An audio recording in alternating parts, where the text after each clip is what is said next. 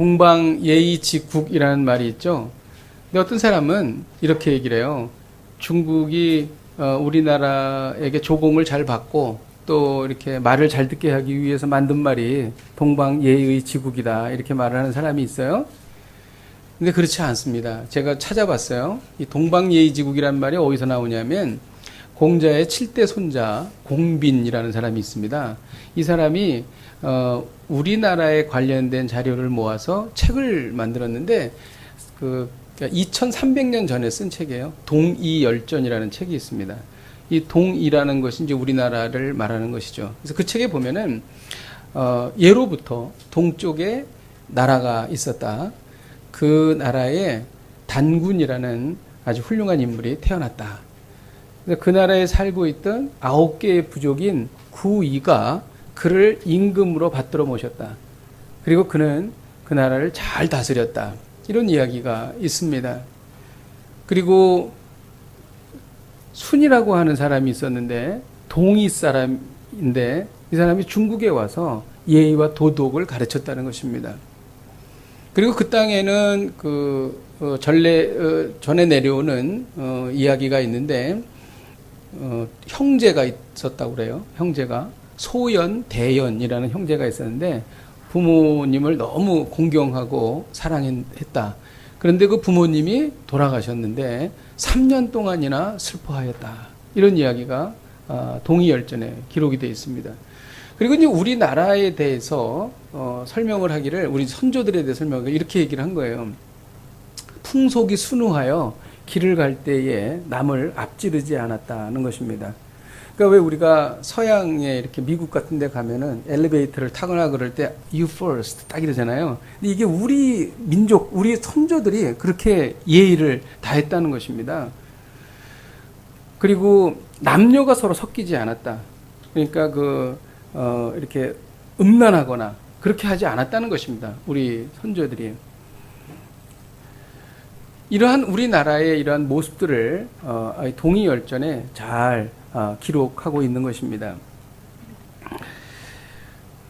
근데 거기에 이런 이야기가 있어요.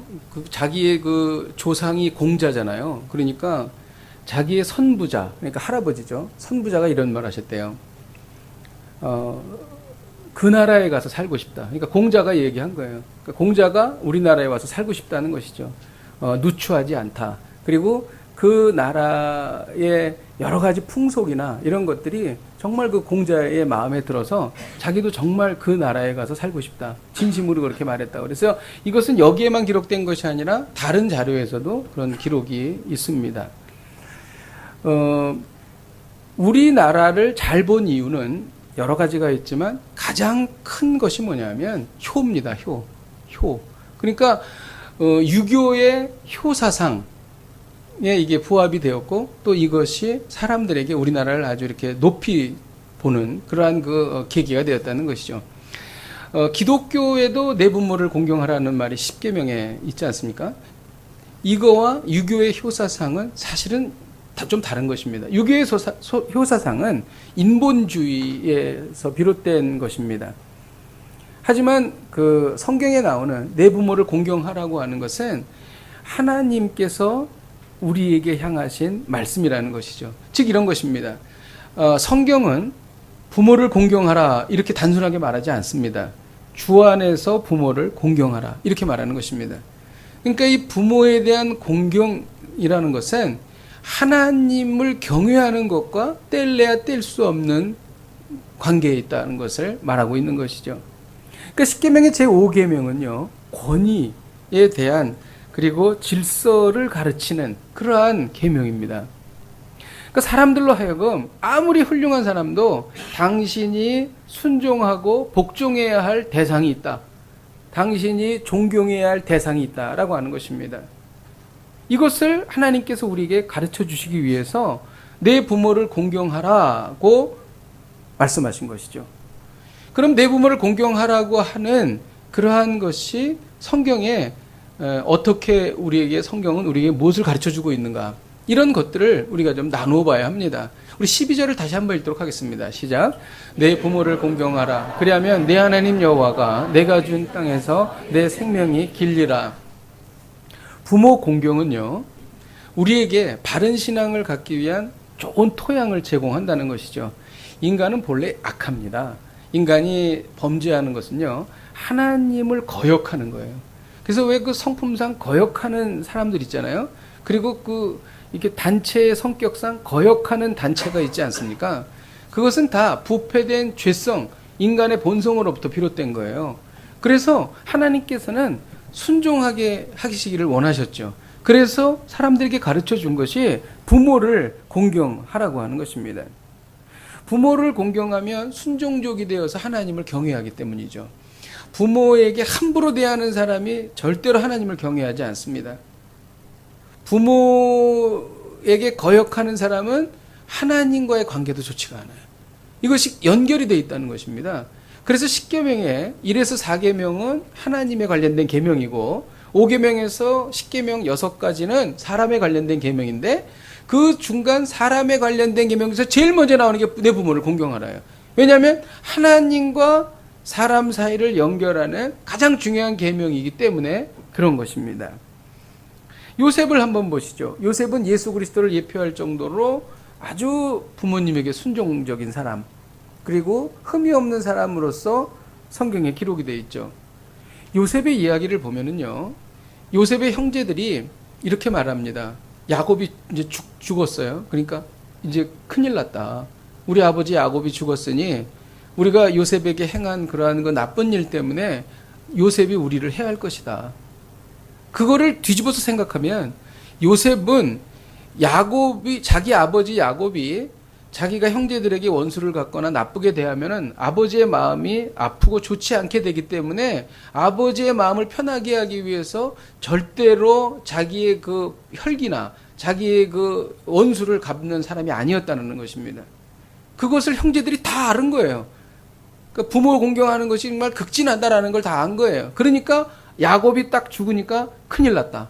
우리 이제 다 죽게 됐다. 이렇게 얘기를 했다라고 하는 것이죠. 그만큼 요셉은 아버지, 부모님을 공경했다고 하는 것입니다. 솔로몬을 한번 볼까요? 당대의 최고의 부와 권력을 자랑했던 솔로몬입니다. 근데 그 아도니아가 왕자였잖아요. 근데 수냄 여자 아비삭을 자기에게 달라고 밧세바에게 부탁을 하죠. 그래서 이 이야기를 하려고 솔로몬에게 밧세바가 어머니잖아요. 왔을 때에 장면이 어떻게 되어 있냐면은 솔로몬이 자리에서 일어나서 어머니에게 큰절을 하고 어머니에게 자리를 앉게 하셨다. 이렇게 기록하고 있습니다. 물론 그 뒤에 아비삭을 주거나 그러진 않았고 오히려 이것으로 인해서 아도니아가 어려움을 당하지만은 어쨌든 솔로몬이 자기 어머니 밧세바를 대할 때 그렇게 깍듯이 공경했다는 것입니다. 그때만 그렇겠어요? 어머니가 공식적인 자리에 앉으실 때 늘 그는 일어나서 부모님께 절하고 그리고 자리를 앉혀드렸다라고 하는 것입니다. 이것이 바로 솔로몬이 부모님을 공경한 모습들을 우리에게는 성경에서 볼 수 있다고 하는 것입니다. 여러분, 솔로몬이 하나님을 경외하고 성전을 짓고 백성을 위해 지혜를 구했던 영성이 어디에서 나오는가? 부모님을 깍듯하게 공경하는 자세로부터 시작된 것이라는 것이죠. 참 신비합니다. 하나님께서 우리에게 하나님의 그 지극하신 사랑을 알려주시기 원하세요. 그런데 우리는 그것을 깨달을 수가 없습니다. 경험해 본 적도 없고 알지도 못해요. 그래서 하나님께서 진한 부모님의 사랑을 알게 함으로 인해서 하나님의 사랑이 우리에게 다가왔을 때 이거는 정말 하나님의 사랑이야 라고 하는 것을 금방 알 수 있게 된다는 것이죠. 이것이 바로 부모님의 사랑이라고 하는 것입니다. 그리고 부모 공경은요, 이 땅에서 복받는 최고의 방법이라는 거예요. 이거는 오늘 본문에만 나와 있는 것이 아니라 이것은 성경 여러 곳에 기록되고 있습니다. 우리 신명기 말씀 한번 볼까요? 5장 16절 읽겠습니다. 시작. 너는 내 하나님 여호와께서 명령한 대로 내 부모를 공경하라. 그리하면 내 하나님 여호와가 내게 준 땅에서 내 생명이 길고 복을 누리리라. 이 말씀이 여기에만 있습니까? 신약에도 있어요. 에베소서에 보면은요, 6장 2절에서 3절에 보면 내 아버지와 어머니를 공경하라. 이것은 약속이 있는 첫 계명이니 이로써 내가 잘되고 땅에서 장수하리라. 땅에서 잘되고 장수하리라는 것 신명기 말씀과 똑같죠. 그런데 여기 보면 약속이 있는 첫 계명이다. 이게 뭐냐면 10계명을 우리에게 주셨잖아요. 근데 10계명은 이렇게 하라, 하지 말라 이렇게 쭉 있는데 이것을 하면 내가 너에게 이러한 복을 주겠다라는 약속이 있는 첫 번째 계명이 내 부모를 공경하라는 것이죠. 그러니까 내 부모를 공경하라고 하면 어떤 일이 생기냐 하면은 장수한다는 것입니다. 근데 장수할 때에 고통 속에서 장수하면 그게 무슨 복이겠어요? 하나님께서 우리에게 기업의 복을 주시고 건강의 복을 주시고 그래야 장수가 복이 되잖아요. 그러니까 땅을 기업으로 너에게 주리라. 여러분 장수하기를 원하십니까? 부모를 공경하시길 주님의 이름으로 축복드립니다. 세상적인 방법은 장수하면 뭐 운동을 많이 하고 뭐 어떻게 생활 습관을 고치고 그러잖아요. 근데 영적인 가르침은 뭐냐면 부모님을 공경하면 너는 장수하게 될 거야. 부모님을 공경하면은 땅을 기업으로 얻을 거야. 이렇게 하나님께서 우리에게 말씀하시는 것입니다. 정말 그러한지 여러분들이 한번 그렇게 인생을 사시고 자손들에게 정말 그러하더라 이렇게 말씀하시길 주님의 이름으로 축복드립니다. 부모님을 공경하는 것은요 하나님의 질서에 순응하는 최고의 방법입니다. 하나님은 질서의 하나님이세요. 그리고 하나님은 누구든지 권위 아래 두셨습니다. 여러분들 저를 포함해서 우리 모두가 다 권위 아래 있습니다. 직장 다니십니까? 상사의 권위 아래 있는 거예요. 여러분 아내는 남편의 권위 아래 있는 것입니다. 불편하십니까? 우리 자매 집사님들 성경이 그렇게 말하고 있어요. 예. 남편의 권위 아래 있는 것입니다. 국민은 국가의 권위 아래 있는 것입니다. 다 권위 아래 두셨어요.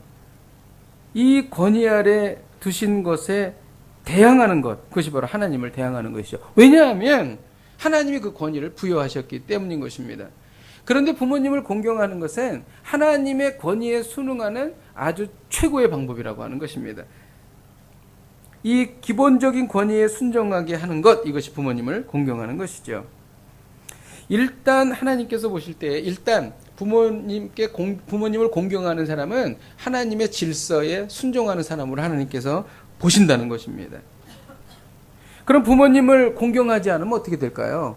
노아에게 세 아들이 있었는데 함이 문제였죠. 함은 노아를 공경하지 않았어요. 그래서 노아가 농사를 하고 포도를 농사를 한 다음에 포도주에 취해가지고 옷을 벗은 상태로 잠을 자고 있었죠. 그때 함은 아버지를 공경하는 마음이 없었기 때문에 그냥 가서 보고 그 얘기를 막 해버린 겁니다. 그러나 셈과 야벳은 부모님을 공경하고 부모님의 그 프라이버시를 인정하고 보호해주기 위해서 옷을 가지고 뒷걸음질 쳐서 아버지를 덮어주었죠. 결과가 어떻게 됐어요? 함의 후손은 그 다른 형제들의 후손을 섬기는 그런 결과가 되었고, 지금 이 시간에도 함의 후손은 세계적인 어떤 그 주도권을 잡거나 그러지 못하고 있어요. 압살롬은 어떻습니까? 압살롬은 다윗의 아들이죠. 아버지를 죽이고 자기가 왕이 되겠다. 그런 아들이 압살롬이죠. 결국 압살롬이 어떻게 죽었습니까? 말 타고 가다가 전쟁 중에 상수리나무에 모자가 걸려가지고 대롱대롱 매달려 있을 때에 다윗의 장수 요압이 달려가서 창으로 심장을 찔러 죽였어요. 이게 압살롬의 최후입니다. 여러분, 성경은 이렇게 말하고 있어요. 이 불효한 자에 대한 하나님의 분노는 우리의 상상을 초월합니다. 읽어볼까요? 마태복음 15장 4절 읽겠습니다. 시작. 하나님이 이르실 때 내 부모를 공경하라 하시고 또 아버지나 어머니를 비방하는 자는 반드시 죽임을 당하리라 하셨거늘. 아버지나 어머니를 비방한다. 이 비방한다라는 말의 원어는 욕하다, 저주하다, 악담하다 라는 뜻입니다. 이런 일을 행하는 자는 반드시 죽인다. 그런 얘기입니다. 부모에게 불효하는 자는 죽인다. 물론 모든 불효한 자식들이 다 그렇게 죽임을 당하지는 않죠. 그러나 우리가 뭐 이 땅을 사는 것이 다입니까? 우리가 이 땅을 떠나서 또 다른 세계가 있지 않습니까? 그때에 이것에 대한 벌을 받겠죠. 하나님은 분명하신 분이십니다. 하나님은 하나님께서 하신 말씀을 반드시 이루시는 분이십니다. 이 부모 공경에 대한 메시지를 우리는 좀 받아야 됩니다. 어떻게 부모님을 공경해야 할 것인가? 성경은 뭐라고 말하고 있는가? 여러분, 부모님을 공경한다는 것은 이런 것입니다. 생각이 달라도 공경하는 거예요. 생각이 달라도. 부모님의 세대와 우리의 세대는 달라요. 그렇기 때문에 생각이 다를 수밖에 없습니다. 세대 차이가 날 수밖에 없죠. 하지만 생각이 달라도 부모님을 공경해야 하는 것이죠. 언젠가 제가 TV 프로를 본 적이 있는데, 농촌이에요, 배경이. 그런데 어떤 그 40대 중반, 50대 초반 정도 되는 농부 아저씨가 열심히 여물을 쓰고 있는 거예요. 여물을. 여물 뭔지 아세요? 소가 먹는 거잖아요. 그래서 저도 어려서 시골에 가면은 겨울인데도 아침에 일찍 일어나서 여물을 쓰잖아요. 그럼 막 김이 막 모락모락 나고 소가 이제 여물을 먹게 되지 않습니까? 근데 요즘에는 여물을 안 쓰죠. 요즘엔 사료를 먹이잖아요. 그런데 기자가 물어보는 거예요. 아니 근데 요즘에 사료가 많은데 왜 여물을 쑤십니까? 그랬더니 이렇게 얘기를 하는 거죠. 아, 연로하신 아버님이 계신데 우리 아버님은 여물을 써야 소가 건강하게 자란다고 생각하신다는 거예요. 아무리 사료 얘기를 해도 믿질 않으신다는 거예요. 그래서 아버님이 그렇게 생각하시기 때문에 아버님 돌아가실 때까지는 나는 여물을 계속 쓰겠다. 그리고 아버님이 돌아가시면 그때부터 사료를 먹일 것입니다. 이렇게 얘기하는 거예요. 그러니까 생각이 달라도 아버님에게 자기의 생각을 맞춰드린다. 여러분, 이것이 바로 효도라고 하는 것입니다. 그리고 효도는요, 내가 조금 누릴 수 없어도 부모를 공경하는 것입니다. 이 누린다라고 하는 것은 재물, 돈 이런 것뿐만을 말하는 것이 아니라 시간도 포함하는 것입니다. 여러분, 부모님께서 우리를 키우실 때에 똥기저귀를 몇 번 갈아주셨을 것 같아요? 제가 한번 대충 생각해보니까 수천 번이에요. 수천 번. 부모님이 우리를 키우실 때에 시간을 다 희생하시죠. 그렇지 않습니까? 아이를 키울 때는 아이에게 매달려서 자기의 시간을 쓸 수가 없잖아요. 그렇다고 하면 우리가 다소 누릴 수 없어도 부모님을 공경하는 것이 맞지 않는가? 우리는 그런 결론에 이른다는 것입니다. 또 우리가 부모님을 공경하는 것은요, 바로 지금 공경하라는 거예요. 10가지 계명 중에서 시간이 정해져 있는 거는 부모님을 공경하는 거예요. 왜냐하면 부모님은 우리를 기다려 주시지 않습니다. 직장 다니는 그 아들이 전화를 받았어요. 시골에 계신 어머니가 노모가 전화를 하시는데, 얘야, 내가 너랑 5분만 통화할 수 있을까? 그랬더니, 엄마 지금 바쁘니까 나중에 전화할게. 그리고 끊어버렸어요. 그리고 나서 잊어버리고 몇 주 지나갔어요. 근데 어머니는 돌아가셨죠. 그러니까 어머니가 하시고 싶었던 말씀은 정말 그 이야기를 하고 싶지 않았지만 몸이 안 좋아서 힘들어서 좀 나를 좀 도와줄 수 있겠는가라는 이야기를 하시려고 했는데 아들이 바쁘다고 끊은 거예요. 그리고 결국 그 대화가 그 아들과 어머니의 마지막 대화가 되어버리고 만 것이죠. 실제 있었던 일입니다. 여러분, 부모님은요, 우리를 기다려주지 않으세요. 내가 이제 부모님께 좀 잘 해드려야 되겠다라고 생각했을 때 이미 부모님은 이 땅에 안 계시다는 것이죠. 그래서 내가 좀 여유 있을 때 부모님을 좀 도와드려야 되겠다, 공경해야 되겠다, 틀린 얘기라는 거죠. 지금 좀 부족해도 바로 지금 도와드려야 된다는 것입니다. 여러분, 오늘 예배 마치고 부모님께 전화하시기를 축복드립니다. 아멘 많이 안 하시는 것 같아요. 네. 정말 그렇습니다. 저는 정말 부모님이 계신 분들이 부럽습니다. 저는 아무리 효도를 하려고 해도 효도할 수가 없어요. 이미 부모님이 다 돌아가셨으니까. 그래서 제가 하는 것이라고는 한국 가끔 갔을 때에 묘지에 가서 꽃 깔아드리는 거, 그게 다예요. 얼마나 속이 상한지 모르겠어요. 여러분, 부모님은 우리를 기다려주지 않으십니다. 바로 지금 우리가 공경을 해야 하는 것이죠. 부모님을 공경할 때 우리가 좀 주의해야 될 점이 있습니다. 그 이스라엘 사람들은, 유대인들은 고르반이라는 말이 있어요. 고르반은 뭐냐면 어떤 재물이나 뭐가 있을 때에 고르반 이렇게 말합니다. 그건 뭐냐면 이건 하나님께 드려졌다. 근데 이것을 부모님께 효도하는 것에 악용을 하는 거예요. 내가 부모님께 드려야 할 무엇이 있는데 고르반이라고 부름으로 인해서 하나님께 드리는 것으로 인해서 내가 부모님을 공경하지 않아도 된다, 이렇게 생각한 거예요. 그러니까 그것을 악용한 것이죠. 그러니까 어떠한 이유나 핑계, 그러니까 하나님을 핑계됨으로 부모님을 공경하지 않는 그러한 일들이 유대인들에게 있었다는 것이죠. 자, 부모님을 존경하지 않는 사람들이 있습니다. 존경하지 않을 수 있죠. 왜냐하면 부모님이 자기의 기대에 못 미쳐. 그리고 정말 나를 고통스럽게 해. 그리고 어린 시절에 특히 자매들이 그런 경우 많은데 아버지가 심한 상처를 준 경우 있어요. 그 아버지의 상처가 너무 크기 때문에 아버지 그러면 기분이 안 좋아. 그리고 부모님이 살아가시는 모습 자체도 마음에 안 들어. 그리고 늘 나를 힘들게 해. 이제 그런 분이 있을 수 있죠. 그럼 부모님을 존경하지 않는다, 이럴 수 있죠. 그러면 이제 속으로 그런 말 하겠죠. 뭐 부모님을 공경한다는 것이 뭐 당연히 해야 되겠지. 하지만 그것이 모든 사람에게 해당되나? 나 같은 사람도 있어. 예외도 당연히 있는 거 아니야? 속으로 이제 그렇게 생각한다는 것이죠. 근데 잘 생각해 보십시오. 여러분, 부모님이 낳아주지 않으셨으면 우리가 있을 수 있습니까? 없어요. 부모님이 나를 버리지 않고 키워주셨기 때문에 내가 있는 거지. 만일 부모님이 나를 버렸다고 쳐봐요. 아이를 낳아서 버리는 사람도 있어요. 네.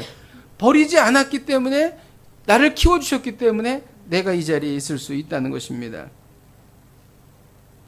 신학적인 이유도 있습니다. 부모님은요, 하나님이 주신 권위자예요. 그래서 부모님 뒤에는 하나님이 계십니다. 하나님께서 부모님의 권위를 주신 거예요. 그렇기 때문에 우리는 하나님의 권세가 부모님에게 있다는 것을 알아야 돼요. 그렇기 때문에 부모님을 공경하고 부모님께 순복해야 된다는 것이죠. 반포지효라는 말이 있습니다. 반포지효는 까마귀에 대한 이야기인데, 까마귀가 말이죠, 어미가 새끼를 먹이죠. 먹이를 잡아다가 주고 먹이잖아요. 근데 세월이 지나서 어미가 늙잖아요. 그럼 까마귀 새끼가 자기가 이제 자라고 나서 늙은 까마귀를 먹여요. 이게 반포지효입니다. 그래서 효도를 하지 못하는 사람은 이런 까마귀보다 못한 자 같으니라고 그렇게 얘기할 수 있다는 것이죠. 그런데 정말 성경에 이런 말씀이 있어요. 잠언 30장 17절을 다시 한번 읽겠습니다. 시작. 아비를 조롱하며 어미 순종하기를 싫어하는 자의 눈은 골짜기에 까마귀에게 쪼이고 독수리 새끼에게 먹히리라. 까마귀에게 쪼인다는 거예요. 그러니까 까마귀가 그런 것을 알고 성경에 이렇게 기록을 했을까요? 그럼 독수리 새끼는 뭔가? 어쨌든 그렇다는 거예요. 여러분, 인류 역사상 가장 부모님께 효도한 분은 바로 우리 예수님이십니다. 왜 그런지 제가 설명을 해드릴게요. 일단 그 누가복음에 보면 예수님이 초등학교 시절에 예수께서 함께 내려가서 나사렛에 이르러 순종하여 받드시더라. 그러니까 부모님을 순종해서 받들었다라고 하는 것입니다. 그리고 예수님께서는 태어나서 십자가에 달려지고 부활 승천하실 때까지 늘 예수님의 말씀은 아버지께서 하신 말씀을 하셨어요. 아버지께서 하신 말씀. 그러니까 부모님을 공경하니까 늘 그 부모님에 대한 그 말씀을 마음에 새기고 있는 자녀와 같아요. 그러니까 늘 예수님은 이렇게 말씀하시면 다 하나님의 말씀, 하나님께서 이렇게 말씀하신 것을 늘 말씀하셨어요. 거기서 벗어나지 않으셨어요. 근데 그것의 극치는 뭐냐면 십자가죠. 인류를 위해서 십자가를 져야 되는 것이 아버지의 뜻이었고, 그 아버지의 뜻을 받들기 위해서 목숨을 다해서 효도했다, 이렇게 볼 수가 있는 거예요. 그게 바로 예수님이세요. 그렇기 때문에 예수님은 인류 최고의 효자다, 이렇게 우리는 얘기할 수 있는 것이죠. 더 늦기 전에 부모님의 손을 잡아 들이십시오라는 책이 있습니다. 여러분, 이 책은 제가 이 설교를 준비하면서 반주를 좀 잔잔하게 해주세요. 더 늦기 전에 부모님의 손을 잡아 들이세요라는 책은 PD가 쓴 책입니다. 공영방송 PD가 쓴 책인데, 이 책에 등대라는 이야기가 있어요. 이 이야기의 내용은 이렇습니다. 섬에 소년이 살고 있었어요. 근데 이 섬의 소년은 그 섬이 너무 작고 답답했어요. 그래가지고 늘 바다를 보면서 이렇게 생각한 거예요. 나는 저 넓은 바다로 나아갈 거야. 나는 우리 부모님처럼 이렇게 조그만 섬에 난 살지 않을 거야. 그래서 그 넓은 바다를 향해서 늘 그런 마음을 갖고 있었어요. 그래서 바다를 나갈 수 있는 방법은 배를 타고 나가는 거예요. 그래가지고 그 소년에 맞는 조그만한 배를 준비했습니다. 그리고 이제 바다에 나가는 것에 대해서 부모님이 걱정하실까봐 새벽에 일찍 일어나서 어두운 새벽에 배를 가지고 나간 겁니다. 그런데 이 소년이 생각하기에 이 새벽 바다는 엄청나게 거칠었어요. 그리고 막 그 파도가 치는 것을 자기가 감당할 수가 없었어요. 그래서 나가자마자 길을 잃어버린 것입니다. 이거 어떻게 해야 될까? 막 당황하고 있는데 등 뒤에서 빛이 비추고 있었어요. 그 빛은 등대에서 비추는 빛이었습니다. 그 빛을 보고 육지를 볼 수가 있었고, 그 빛을 보고 다시 육지로 나올 수 있었습니다. 그래서 생각을 했죠. 아, 바다에 나가서 내가 등대만 보고 돌아오면 되니까 나는 두려울 게 없어. 그래서 살금살금 새벽에 나가서 바다에 나가는 연습을 한 겁니다. 그러다 보니까 낮에도 밤에도 배를 타고 나가는 것이 두렵지 않게 되었어요. 그리고 비바람이 불어도 큰 어려움이 되지 않았다는 거죠. 왜냐하면 위험할 때마다 등대를 보면 육지로 갈 수 있었으니까. 그리고 항상 그 빛은 그 소년의 등을 따스하게 비추었어요. 그리고 밝게 비추었습니다. 그리고 세월이 지나서 이 소년은 청년이 된 겁니다. 그리고 청년에 걸맞은 더 큰 배를 준비하게 되었습니다. 그리고 그 청년의 오른손에는 나침판이 쥐어 있었어요. 그러면서 청년이 이렇게 말하는 것이죠. 나는 이제 더 멀리 나갈 거야. 그리고 나는 이제 돌아오지 않을 거야. 등대는 더 이상 필요 없어. 나에게는 나침판이 있기 때문이지. 그리고 그 배를 타고 이 청년은 아주 그 섬을 떠나버렸습니다. 그리고 바람을 타고 멀리 나아갔습니다. 더 넓은 바다로 나아갈 때마다 더 큰 희망에 부풀었습니다. 그런데 어느 날 나침판이 뱅그르르 돌기 시작을 했어요. 이 나침판이 방향을 잡지 못하는 것입니다. 비바람이 갑자기 몰아치기 시작했습니다. 폭풍우가 불기 시작했어요. 큰 바위에 부닥쳐서 하마터면 침몰할 뻔했어요. 배 안에 있었던 식량도 거의 다 떨어졌습니다. 바람은 계속 불었고 파도는 멈추지 않았어요. 이대로 계속 가다가는 죽을 것 같았어요. 그리고 자기가 가려고 하는 그 앞바다의 하늘은 너무나 검은색이라서 정말 그쪽으로 들어가면 죽을 것 같다는 생각이 들었어요. 집으로 돌아가야 되겠다. 그리고 배를 돌렸습니다. 그리고 한참 시간이 지났습니다. 그러면서 이 청년은 걱정하기 시작한 거예요. 많은 시간이 지났는데 아직도 그 등대가 있을까? 아직도 나를 비춰주고 있을까? 그게 두려웠던 거예요. 점점점 가까이 가고 있는데 빛이 있었던 거예요. 그 등대가 그 험한 바다를 비추고 있었다는 것입니다. 그래서 그 등대빛을 보고 천신만고 끝에 육지에 도착을 했습니다. 섬에 도착을 한 거예요. 내리자마자 자기가 어려서 또 자랐던 그 모래를 두 손으로 한 움큼 쥐면서 너무 감사하게 생각을 한 거예요. 이제 나는 살았다. 그때 그 소녀는 등대를 생각했어요. 그 오랫동안 자기를 비춰주었던 등대에게 자기는 한 번도 고맙다고 이야기를 한 적이 없었어요. 그리고 그것은 을에 그러니 비춰주려니 했다는 것이죠. 그래서 이제 내가 등대를 찾아가 봐야 되겠다. 그래서 등대를 향해서 걸어가기 시작했습니다. 등대의 문을 두드리려고 할 때 잠시 머뭇거렸어요. 어색했기 때문이죠. 그런데 용기를 내서 문을 두드렸습니다. 그리고 문이 열리는 순간 그 청년은 무릎을 꿇고 눈물을 흘리기 시작했습니다. 그 안에는 늙은 남녀가 있었는데 그 남녀는 바로 그 청년의 부모님이셨어요. 그래서 그 청년이 나간 뒤로 하루도 빠짐없이 늘 거기에 와서 바다를 비추었던 것입니다. 여러분, 이것이 바로 부모입니다. 이것이 바로 부모님의 사랑이죠.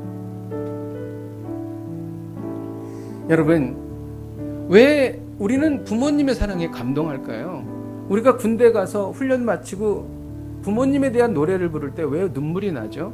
왜 이산가족을 할 때 가장 격앙돼서 눈물을 흘리는 그 대목이 부모님을 만났을 때일까요? 이유가 무엇일까요? 그 이유는 하나님께서 그 하나님의 지극하신 사랑을 부모님의 사랑 속에 숨겨놓았어요. 그리고 그것을 통해서 하나님의 사랑을 알게 하신 것입니다. 만일 우리가 부모님에 대한 사랑을 알 수 없었다면 우리는 하나님의 사랑을 알 수 없었을 것입니다. 저는 얼마 전에 야자 열매를 먹었어요. 그 안에 과즙이 너무 달고 맛있었습니다. 근데 야자 열매를 다 먹고 나서 그 야자 열매 안에 있는 그 하얀색의 육질을 이렇게 숟가락으로 이렇게 퍼서 이렇게 긁어 먹어봤습니다. 근데 그것도 먹을만 하더라고요. 근데 어떤 생각을 했냐면, 왜 야자 열매 안에 이렇게 하얀 육질이 있을까? 하나님께서요, 그 야자 육즙이 흐르지 않도록 방수 처리하신 거예요. 여러분, 하나님의 사랑입니다. 여러분, 양식 미역은 맛이 덜해요. 근데 돌미역은 맛있어요. 천연 미역은 바닷가에 나가면 해녀들이 바닷속 들어가면 돌미역이 천지예요. 그냥 낫으로 비워서 먹으면 다 그게 돌미역, 천연 미역이에요. 하나님의 사랑이에요. 하나님께서요, 우리 구원하시려고 친히 인간이 되신 거예요. 그래서 이 땅에 오신 분이 바로 예수님이세요. 그래서 그분이 자신의 목숨을 버리지 않으면 우리를 구원할 방법이 없으니까 십자가에서 죽으신 겁니다. 제가 한번 역으로 질문을 해볼게요. 여러분의 자녀가 지옥에 간다. 근데 당신이 십자가에 달린다면 당신의 자녀는 지옥 가지 않고 천국 간다. 여러분 어머니로서 그렇게 하실 수 있으세요? 아마 하실 수 있는 분 많을 거라고 저는 생각해요. 하나님의 사랑을 조금 여러분 이해하시겠습니까? 이게 바로 하나님의 사랑이에요. 우리는 부모님의 사랑을 통해서 하나님의 사랑을 알게 되는 것입니다. 오늘 하나님은 우리에게 말씀하십니다. 내 부모를 공경하라. 이를 위해서 생각이 달라도 공경하십시다. 다소 누릴 수 없어도 공경하십시다. 그리고 지금 바로 공경하십시다. 부모 자식 간에 넘치는 사랑을 주시는 하나님의 은혜가 가득하기를 주님의 이름으로 축복드립니다.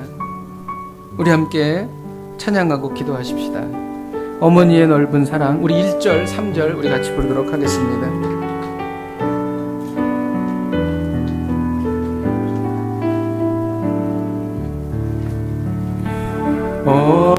어머니의 넓은 사랑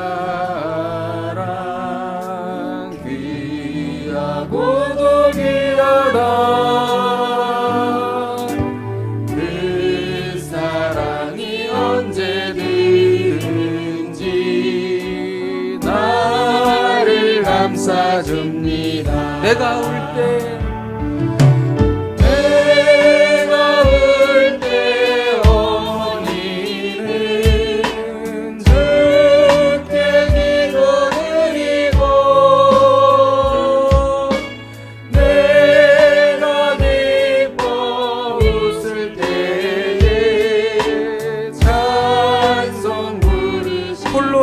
괴로울 때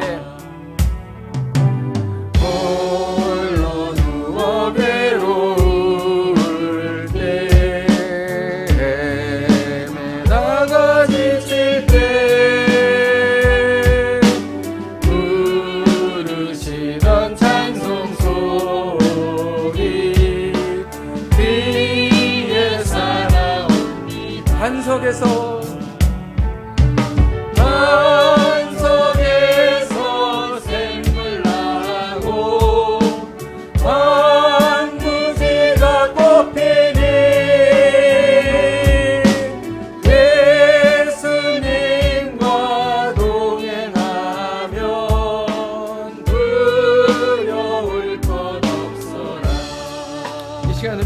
합심해서 기도하십시다.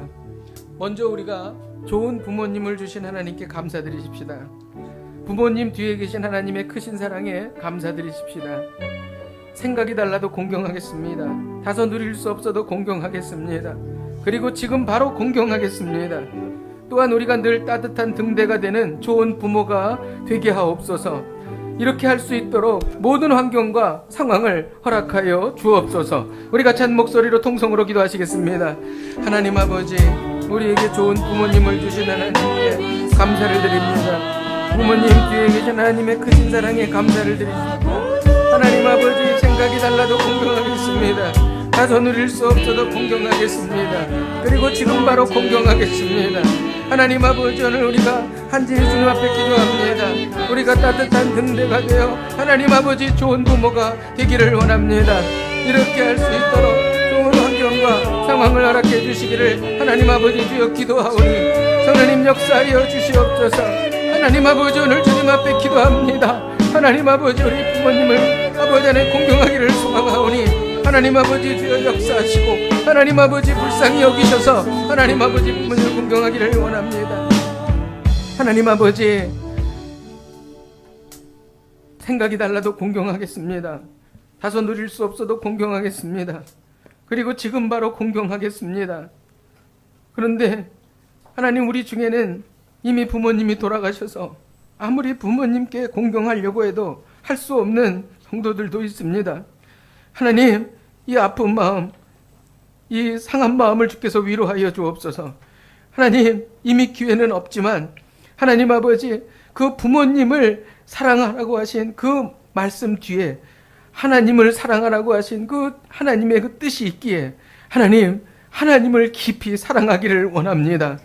하나님, 우리가 늘 따뜻한 등대가 되어 우리의 자녀들을 비추어 주기를 원합니다. 우리가 그렇게 할 수 있는 건강을 주시고 환경을 주시고 상황을 허락하여 주시옵소서. 또한 우리 자녀들도 부모를 공경함으로 하나님을 경외하는 것을 배울 수 있도록 인도하여 주시옵소서. 예수님의 이름으로 기도하였습니다. 아멘.